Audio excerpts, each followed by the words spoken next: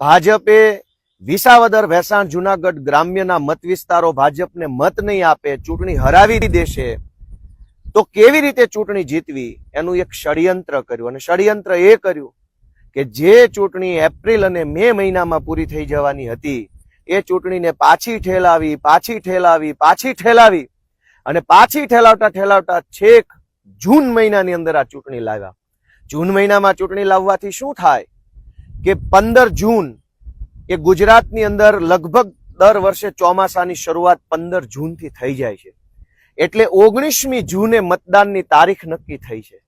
આ મતદાનની તારીખ 19મી જૂન નક્કી થવાથી બે સંભાવનાઓ છે.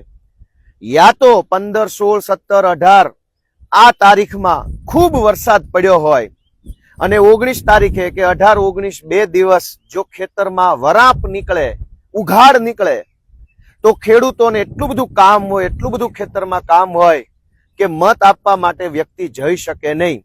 અને માત્ર ખેડૂત નહીં, ખેડૂત હોય, ખેતમજૂર હોય, માલધારી હોય, પશુપાલક હોય, કોઈ પણ વ્યક્તિ હોય, વરાપ નીકળે, ખેતરમાં ઉઘાડ નીકળે તો જબરજસ્ત કામ ખેતરમાં હોય અને હોય જ. એટલે જો વરસાદ થઈ ગયો હોય અને વરાપ નીકળી હોય તો 19 તારીખે મતદાનની અંદર ખૂબ ઓછું મતદાન થવાની સંભાવના હોય, અથવા તો 19 તારીખના દિવસે જ 18, 19 બંને દિવસે કે પછી 19મી તારીખે જ એટલો બધો વરસાદ પડે કે લોકો મતદાન કરવા જઈ શકે